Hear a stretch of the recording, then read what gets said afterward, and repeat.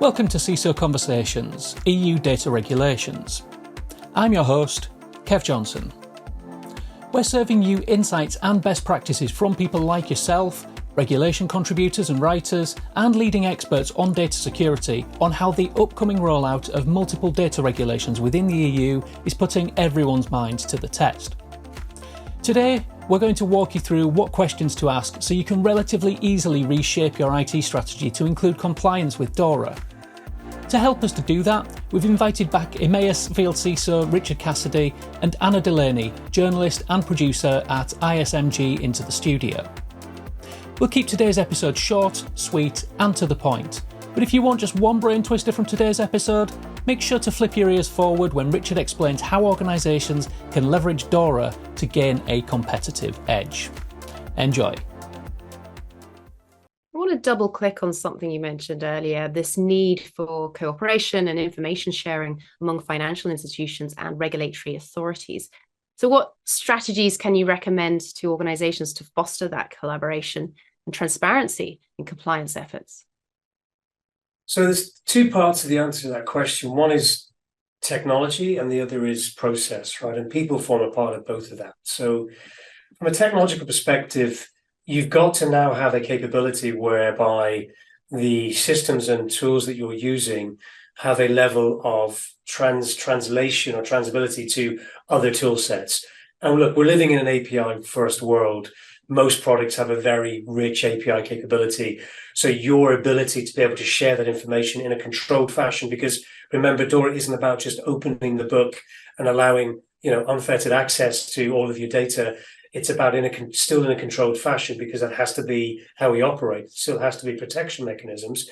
But as long as you have a technology ecosystem that is built with that mantra in situ, API first framework, with the ability to take data and very simplistically manage it and present it elsewhere. And in more cases than not, you'll find that's just out of the box functionality with the technology you deployed. The other side is around the process, right? The when do you communicate this data, the frameworks by which you do it, the timeframes you have to adhere to, the checklist you must go through to understand when this data should be shared. And that's going to take a little bit more work, because that is something that's very specific to DORA and will require some fundamental changes to probably how you've communicated as a business before. So it's certainly worth spending a little bit more time there, because there's a number of tweaks that you may feel expose you, but actually in reality don't. They're there to help you, because you're going to receive the benefits of that data from other parties as well in the event that they may suffer a breach, which will ultimately end up helping you, because the more you know about what's happening in your peer environments, the more secure you can be, and vice versa. Are there any steps to avoid? Yes, don't overthink it. As with all frameworks, you can become hyper-focused in going through the motions and the steps and taking all the articles, right? There's 56 articles in total, as I said. What you don't want to do is say, right, okay, let's start at Article 1 and let's look at all the subsections, right? It can be A through to D and E in some cases, and go, right, how do we align? What's the technology? Because you get to the end of that process, you'll probably look at yourself and think, oh my goodness, I've got 14 technology holes I haven't bridged the gap for. That's not the way to do it. I think the way to do it is in the domain level alignment. It's look at the domains, look at the technology that aligns to those domains, and then work back from there. If you're going to do it on an article basis, you're going to give yourself a really hard time. Now, that's not saying you shouldn't validate that you have aligned to each of the articles. You should, but don't approach it that way. Don't go through articles by articles and go, right, am I aligned, am I not? What's my gaps? Look at the domain level alignments, the 5 core pillars, and then align the articles there, and then align the technology across those. You'll find it's a much easier process and a much more manageable project to get to alignment. Yeah, that's helpful. So no cybersecurity regulation ever really stays still, and DORA is expected to evolve and adapt to emerging cybersecurity threats. How can financial institutions stay agile and adaptable to meet future DORA requirements and maintain that operational resilience in a rapidly changing digital landscape? So we've already seen DORA change, left, right, and centre, with all due respect to the legislators, and for good reason, right? Creating an EU-wide legislation isn't an easy task. And already the timelines to implement the act have slipped, and we're now in October 24 to get aligned. But then there's additional parts of the alignment framework which don't immediately need to be implemented. For example, you've got at the moment, and it could slip to the end of 2025, to get in line with some of the implementation threat-led pen testing. And so what you're seeing there, right, and the answer to your question is, take a modular approach to how you build this out, right? Invest in technologies and ecosystems that allow you to very quickly plug into a new reporting framework or capability that allows you to interact with information from third parties, to enact some real tangible control-based changes to your environment without the need for a forklift upgrade to new technology sets. So look at your existing vendors, ask whether they're the technologies and tools that are going to help you align to that modular adaptive security framework need. And most should, but if you haven't got those technologies today, then you really have to start working to get there. And second, remember, a lot of what you have should get you there today. So just think about how you can work smarter with what you have, as long as it adheres to the previous point, and you'll find yourself in a very good agile position when it comes to the inevitable changes we're going to see in DORA over the coming years. So what are the technologies that can help? That is a good question. That's a big answer, but I'll try my best to keep it under a couple of hours. So the first thing, the way, look, this is bringing my experience to the table, okay? And there may be different answers to the question of other people, but 23 years in industry, here's what I've seen, here's what I've learned. It all starts at your ability to control the data. So, if you think about how you build a cybersecurity strategy or ecosystem, get the data, how do I maintain its validity? How do I inspect it? How do I control it? How am I able to back up from that data to recover? So that's the first thing. Have you got the right capability to look into, control, and store your data? If you haven't, then nothing else above that building is going to work. So let's assume you've got that layer. You've got a good backup, resilience, recovery capability. Now it's about, how do I inspect it? And so what platforms do I have that allow me to see what's happening within all of my data sets? And I'm talking about user data, application data, infrastructure data, cloud data, the list goes on, in a way that uses automation in a clever format, right? Because automation used in the wrong way can be very negative for organization. So we're looking at technologies there like security information event management platforms, which is a staple diet of any traditional finance organization anyway, because it's kind of part of what you have to build into your ecosystem. And then using machine learning, things like that through analytics and analysis tools, so user and entity behavior analytics. And then there's the ability to run the right level of orchestration and automation around that from an incident perspective. So using the right data points to detect the incidents, having the right tool sets to be able to run an incident from cradle to grave, as it were, all within the framework of DORA. So being able to create playbooks that really align to the DORA pillars and to each of the articles.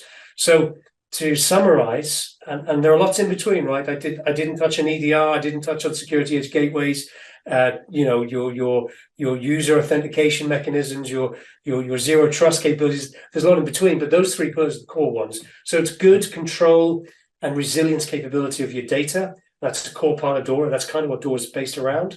It's the ability to be able to use all of that data and look at it in near real time, and even better, in real time, for the things that DORA wants you to find. So SIM, UBA, SOAR technologies. And then there's the ability to be able to report on that and manage the incident from end to end. These are going to be the core parts of what DORA is looking for.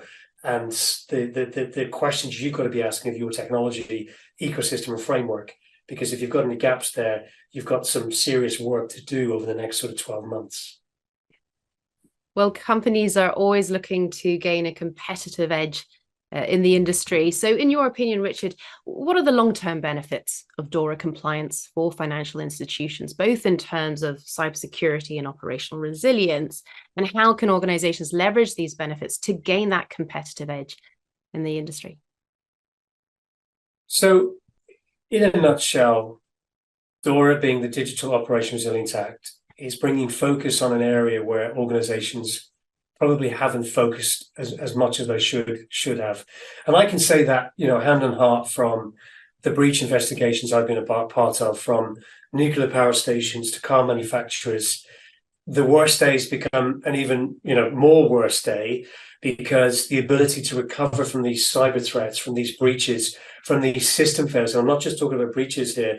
I'm talking about failures in critical national infrastructure systems, for example, that didn't have the right level of operational resiliency built in, and nor was it tested. And what DORA is going to bring fundamentally and so critically is the focus on organizations to get that right, to do it in a way that allows them to continue business as normal, even in the face of a catastrophic systems failure, or in the worst case, a significant data breach or ransomware attack. And so that bleeds in nicely to cybersecurity. You think about it, attackers today, especially ransomware, they hedge their bets on the fact that you can't recover your data, that once they've encrypted all of your files and folders and so on and so forth, that the only way you're going to get that back is by paying the ransom, right? And then we talk about extortion and double extortion. They want to get the data out of the building.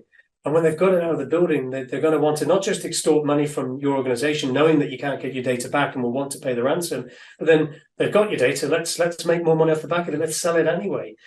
And so what DORA brings is the ability to kind of withstand that scenario, the ability to say, yeah, okay, I've been unfortunately hit by something like this, a ransomware attack, but because I built a very well-oiled, well-tested, well-audited digital operation resilience capability, I can recover to a point in time that's no good, and I can withstand these types of threats that I'm seeing. So, if you think about the competitive edge that gives you, that puts you in a really incredible position in the marketplace, because not that you should sort of sit and relax and think that your job is done and you can, not put as much focus and effort into developing your strategy. Not at all, but it does mean that you have the knowledge and you have the certainty and the capability of knowing that your worst day is simply a recovery to a known operationally good point. It's not a complete rebuild, a complete redeploy of your entire infrastructure.